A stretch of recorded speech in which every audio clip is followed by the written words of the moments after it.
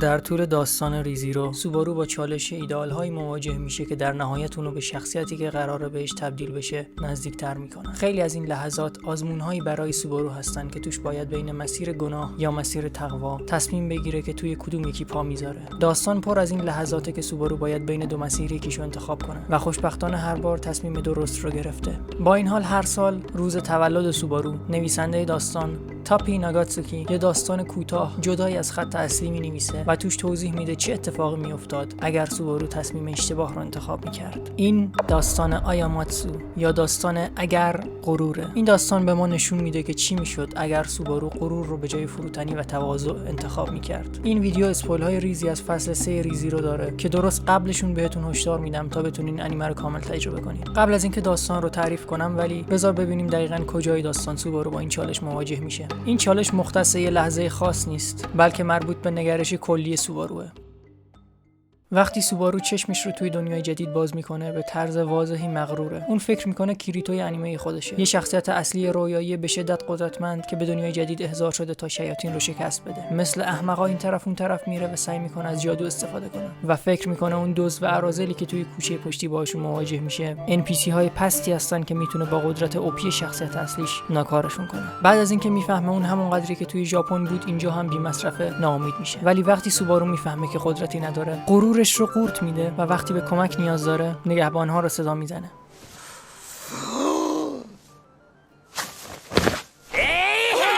واسه همینه که جون سالم به در میبره، چون انقدری فروتن هست که به آسیب پذیری خودش اعتراف کنه. اما توی آیاماتسو این اتفاق نمیافته. حتی در اوج خطر سوبارو زیادی برای کمک خواستن مغروره و این غرور چیزیه که در آخر اونو فاسد میکنه و اونو در مسیر خیلی خیلی تاریک تری قرار میده. به آیاماتسو، مسیر غرور، خوش اومدین.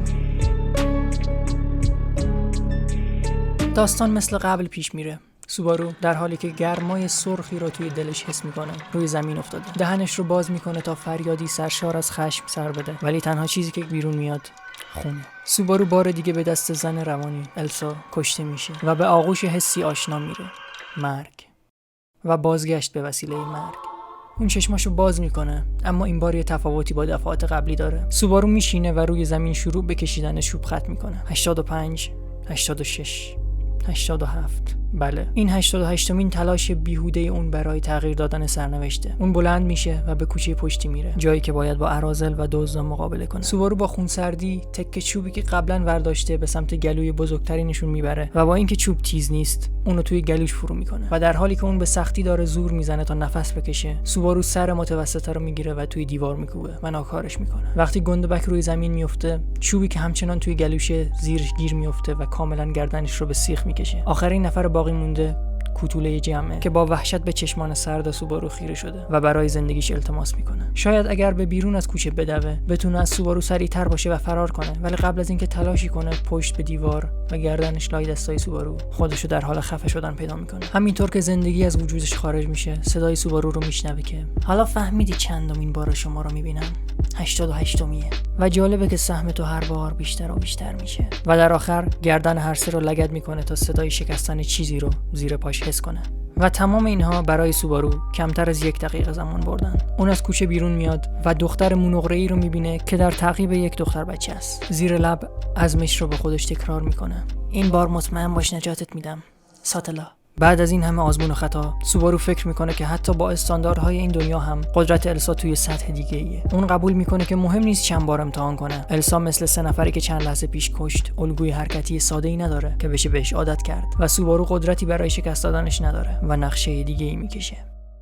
در حالی که سوبارو از بالای سقف خونه‌ای در دوردست داره سلاخی شدن نگهبانای بیگناه توسط السا و لذتش از قتل عام این آدم‌ها رو تماشا میکنه، آهی از ناامیدی میکشه. اون سربازا مدتی پیش از یه مرد غریبه اطلاعاتی مبنی بر حضور یه قاتل خطرناک این نزدیکی رو دریافت کرده بودن. سوبارو آخرش به کمک نگهبانا متوسل شد، ولی مشخصه که اون همین الانش هم یه آدم کاملا متفاوته. همینطور که پا میشه تا صحنه رو ترک کنه، ظاهر شدن مردی با موی قرمز رو میبینه.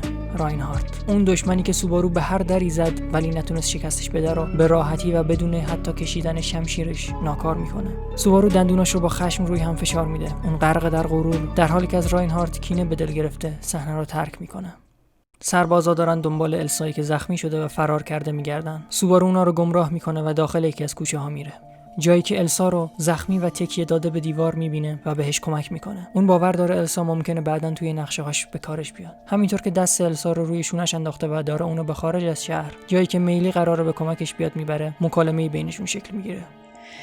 هنوز درک نمی‌کنم چرا این کارو میکنی. فقط خواستم بهم مدیون چی. دین؟ ممکنه داشتنت بعداً به دردم بخوره. عجیبه، اونم وقتی انقدر تشنه به خونمی. خیلی میخوام بکشمت و یه روز میکشمت، ولی نه الان. مرگ است، پیونده بین من و تو از جنس بیزاری و نفرته. یک روز آره خودتو ثابت میکنی و این خیلی خیلی دوست داشتنیه.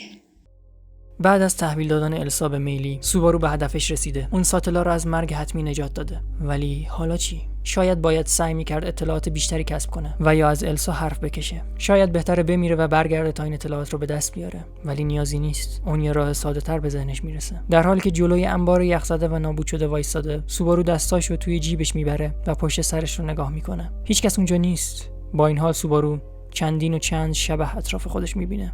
خب چطور شما بهم بگین؟ سوبارو با خودش فکر میکنه که اگه الان توی آینه نگاه میکرد، چشمای اونم مثل اون آدمای شنل پوش دورش همینقدر مرده و سرد و تاریک به نظر میرسید و این فکر باعث آروم شدنش میشد. 2 ماه بعد سوبارو توی مخفیگاه فرقه ساحره مشغول نگاه کردن به برگه تبلیغات انتخابات سلطنتیه. اینجاست که امیلیا رو توی تصویر میبینه. امیلیا. اون تا الان با شنیدن افسانه‌های این دنیا و اطلاعات جمع کردن توی این 2 ماه میدونست که ساتلا اسم واقعی اون دخترمون نقره‌ای نیست و با این حال باز هم از فهمیدن اسم واقعیش ذوق زده شد. اما یه نفر مزاحم خوشیش میشه. اون کسی نیست جز بتلگیس، از خف اعظم تنبلی که برای سر زدن به سوبارو اینجا اومده. اون سوبارو رو به خاطر تنبلی و بیرون نیومدن از مخفیگاه سرزنش میکنه که سوبارو بهش میگه فقط داره کارهایی که کتاب مقدس بهش گفته رو انجام میده. بتلگیس به سوبارو میگه بهتره آماده بشه، چرا که وقت آزمون الهی رسیده و باید کشف کنن آیا بدن کاندید سلطنت امیلیا میزبان مناسبی برای روح ساحره هست یا نه. سوبارو ازش میپرسه آیا تناسخ ساحره توی بدن امیلیا باعث مردن اون میشه. بتلگیس روشو برمیگردونه و در حالی که داره خارج میشه میگه که آره اون به شهادت میرسه. سوبارو زیر لب زمزمه میکنه پس اون از هستی محو میشه. مرد موسبز دیوانه در حالی که دنباله تایید مرگ امیلیا داره با خودش در مورد اینکه اگر میشد خودش فدای راه ساحره شه با کمال میل این کار انجام میداد حرف میزنه. توی دنیای خودشه و متوجه زمزمه سوبارو نمیشه. واقعا اینطوره؟ و همینطور لبخند سرد و تاریکی که روی لبان سوبارو نقش بسته از دیدش پنهان میمونه. شمشیری توی بدنش فرو میره. اون بهت زده است و نمیفهمه چه اتفاقی داره میفته. جلوی پای ناتسوکی سوبارو بتلگیس رومان کنتی غرق در خون روی زمین افتاده. سوبارو موفق شد با یه روح پستر قرارداد ببنده و مانع تسخیرش توسط بتلگیس بشه. با دست نامرئیش مقابله کنه، السا رو استخدام کنه تا انگشتان جایگزین بتلگیس رو بکشه و در نهایت با بیرحمی تمام شمشیرش رو توی جمجمه بتلگیس فرو میکنه و کار اون رو میسازه. و تمام اینها به اندازه صدها بار مرگ و تلاش دوباره طول کشیدن که همچنین باعث شد بتلگیس کسی باشه که سوبارو بیشترین وقت رو باهاش گذرونده. اون بعد از این همه مدت براش مثل یک دوست به نظر میومد، ولی در نهایت کسی که امیلیا رو هدف میگیره باید بمیره. سوبارو در پشت صحنه با روزوال هماهنگ میکنه و نابودی اسقف اعظم تنبلی رو به عنوان دستاورد کمپ امیلیا به ثبت میرسونن. مدتی بعد تاریخ دوباره خودش رو بازنویسی میکنه، طوری که انگار همیشه کاندیدای تاج و تخت فقط 4 نفر بودن. کمپ کروش به تنهایی هرگز قدرت شکست دادن وال سفید رو نداشتن و در نتیجه هیچکس در دنیا اونا رو به یاد نداشت، هیچکس به جز سوبارو. این اتفاق سوبارو رو اذیت میکرد، چون بارها وسط مکالمات اسم کروش رو وسط می آورد و باعث گیج شدن بقیه میشد. به جز این مرگ کروش برای اون هیچ اهمیتی نداشت. حتی بابتش خوشحالم بود، نه فقط به خاطر اینکه یک رقیب از مقابل امیلیا حذف شده، بلکه اعماق غار یه زندان با میله‌های آهنی وجود داشت. ته سلول کسی با لباس‌های آبی و کثیف نشسته بود. اون مدام سوال می‌پرسید و کاملا مشخص بود که سلامت روانش رو از دست داده. سوبارو به این نتیجه رسید که وقتی شخصی که از دنیا محو میشه بخش بزرگی از هویتت رو تشکیل بده، با محو شدنش شخص در هم میشکنه و عقلش رو از دست میده. سوبارو نزدیک گوشه گربه‌ای اون که داره ملتمسانه میپرسه کیه و اربابش کجاست و چرا این اتفاقات افتاده میشه و میگه این بار مطمئناً یه راه پیدا میکنم که توش نتونی خودتو بکشی. این قسمت بعدی اسپویلی از شخصیت رگولوس توی فصل 3 داره. اگه نمیخواید به قدرت و نقطه ضعفش پی ببرین، به این تایم توی ویدیو برین. تمام ورودی‌های عمارت مسدود شده بودن. در و پنجره‌ها با میخ و تخته چفت شده بودن و جهنمی از آتش داشت کل عمارت را درون خودش میبلعید. توی راهروهای عمارت مردی بلند قامت با موهای سفید که به هیچ وجه نگران مرگش نیست و به جاش داره دنبال همسرانش میگرده تا تنبیهشون کنه، با لگدی که ناگهان بهش میخوره پخش زمین میشه. زنی که در صحنه حضور داره کسی نیست جز السا. اون دست و پای مرد موسفید رو قطع میکنه و مثل توپ به اون سر عمارت شوتش میکنه.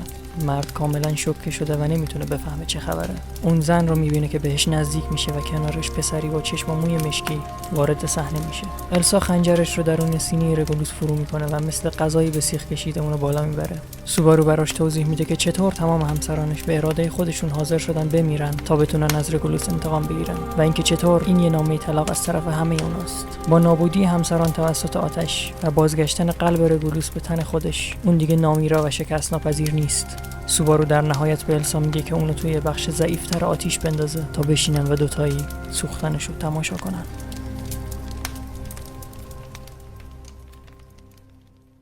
توی یکی از کاباره‌های شهر صدای شکستن شیشه همانند شکستن اعتمادی چند ساله به گوش میرسه.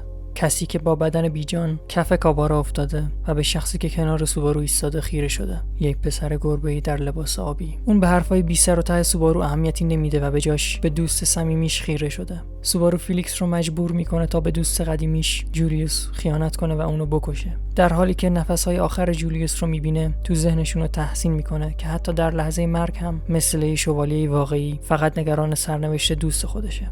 کارم خوب بود ارباب سوبارو. سوبارو به ناز کردن سر گربه ادامه میده. اگه این کار باعث آروم شدنش میشه، اون هر چند بار که لازم باشه انجامش میده. تاجر باهوشی که به خاطر بدهی‌های خانواده‌اش مجبور شده با دنیای کثیف جرم و امثال سوبارو همکاری کنه، مسئولیت تحویل گرفتن جنازه و تمیزکاری رو به عهده میگیره. اون هیچ وقت اسمی از خودش نمیبره، ولی همه ما میدونیم که اون شخص کسی جز آتو نیست. سوبارو به مسیر تاریک خودش برای کمک کردن به امیلیا ادامه میده، اما اینها کافی نیست. اون باید خودش به یک ابرشرور تمام عیار تبدیل شه و کاری کنه تا امیلیا با کشتنش تبدیل به قهرمان برتر داستان بشه. برای رسیدن به این هدف، اون ابتدا باید تمام شیاطین این دنیا رو از بین ببره تا مطمئن شه که اون تنها و بدترین شرور باقی مونده است و به کمک روزوال نابودی تمام فرقه ساحره را به عنوان دستاورد امیلیا ثبت میکنه. و از اون طرف باید مطمئن شه که قهرمانی معروفتر از امیلیا وجود نداره تا امیلیا با کشتنش بتونه این عنوان رو برای خودش بکنه. شبه و پایتخت رو جهنمی از آتش در بر گرفته و آسمون رو روشن کرده. سوبارو با بدن بیجان دختر بچه‌ای توی بغلش در حال دویدنه. بعد از تمام اینها، اینجا جاییه که بازگشت به وسیله مرگ اونو برگردونده، که یعنی دختر توی بغلش، میلی، هرگز به زندگی بر نمیگرده. سوبارو هر کاری کرده، هر قتل و جرم و گناهی مرتکب شده، دست به هر چیزی زده فقط برای رسیدن به این روز، تا اینکه صدایی بهش میگه بیست.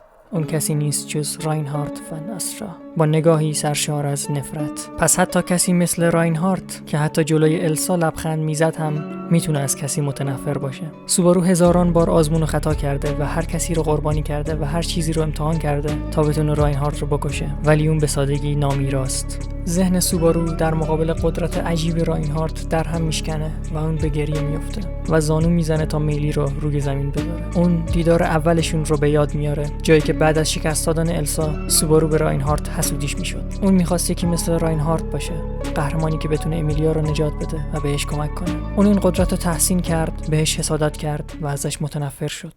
منو نخندون راینهارد، قدیس شمشیر قلمرو پادشاهی.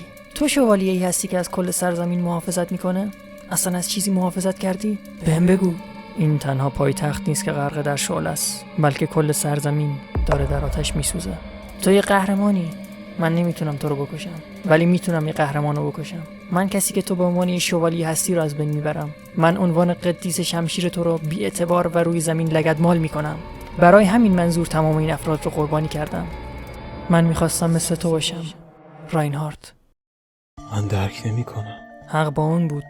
سوبارو از کجا به بعد وارد مسیر اشتباهی شد؟ از کجا به آدمی که الان هست تبدیل شد؟ هیچ کس توانایی درک این قضیه رو نداره. راینهارت آماده میشه تا سوبارو رو بکشه. اون انقدری ضعیفه که حتی به شمشیر هم برای کشتنش نیازی نیست. دست خالیش کفایت میکنه. در حالی که داره بهش نزدیک میشه، شبح سیاهی به سرعت روش میپره و مانعش میشه. سوبارو تعجب میکنه که السا هنوز زنده است. السا ازش خداحافظی میکنه. اون نمیتونه اینجا بمیره. روشو برمیگردونه و شروع میکنه به دویدن. تا اینکه با صدای زنگ نقره ای مانند سر جاش متوقف میشه. کافیه شیطان شرور. امیلیا. سوبارو شروع به خندیدن میکنه.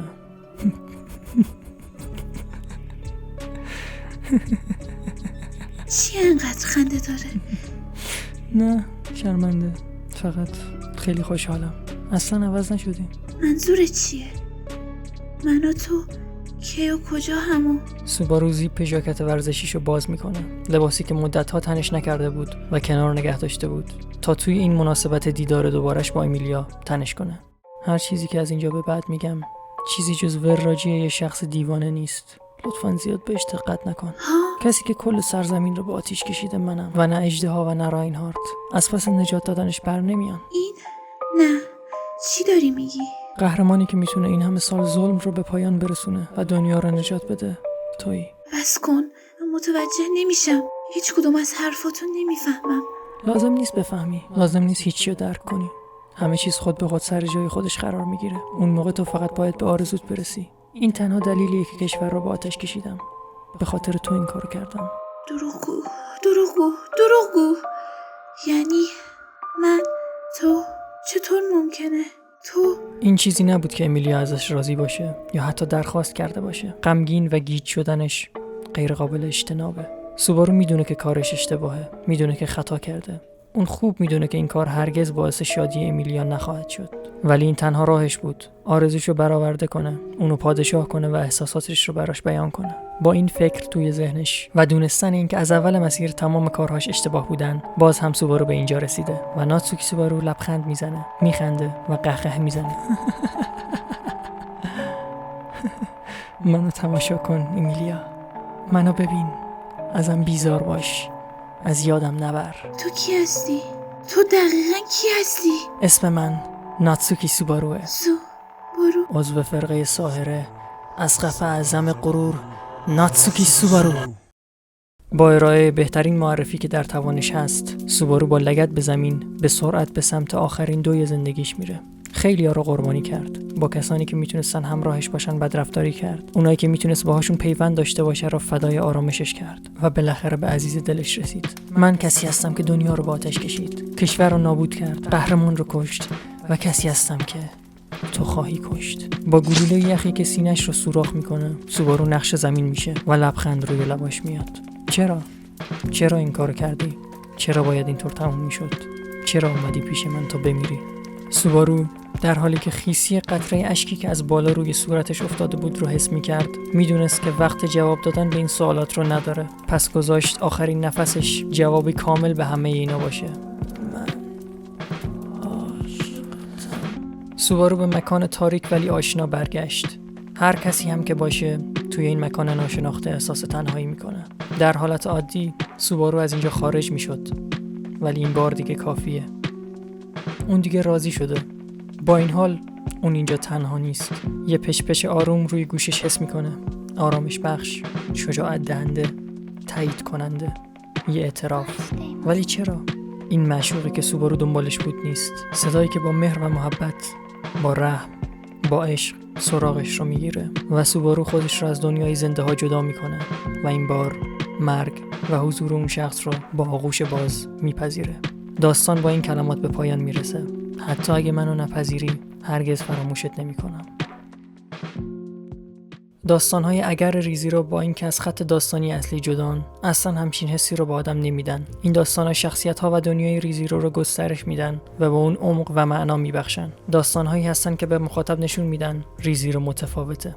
این یه اثر شونن، یه ایسکای پاور فانتزی هارم مثل بقیه نیست. یه اثر توی دنیای تاریک پر از معما و چالشه. هدف سوبارو از نجات دادن امیلیا تغییری نکرد. صرفاً روش رسیدن بهش با غرق شدن در غرور اون رو به مقصد دیگه‌ای رسوند. توی این مسیر سوبارو نگرشی مثل روزوال داره. اون فقط و فقط به یک چیز فکر میکنه و یک چیز براش ارزشمنده، کسی که دوستش داره.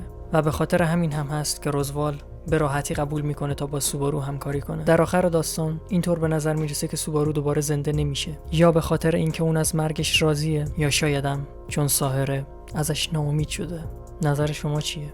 امیدوارم از این روایت با صدای بنده حقیر لذت برده باشین. اگه لایک و سابسکرایب کنین لطف کردین، و اگه دوست و آشنای فن ریزی رو یا در کل انیمه میشناسین که فکر میکنین ممکنه از همچین محتوایی لذت ببره، ممنون میشم باش به اشتراک بذارین، چون هر چی نباشه همچین محتواهایی به خصوص در مورد انیمه و مدیوم ژاپنی هنوز توی یوتیوب جا نیفتاده و محتوای جدیدیه و به راحتی توسط خود یوتیوب به بقیه پیشنهاد داده نمیشه. واسه همین پیشرفت کردن با الگوریتم یوتیوب به تنهایی کار طاقت فرساییه. همین، باز هم ممنون و تا ویدیوی بعدی، بدرود.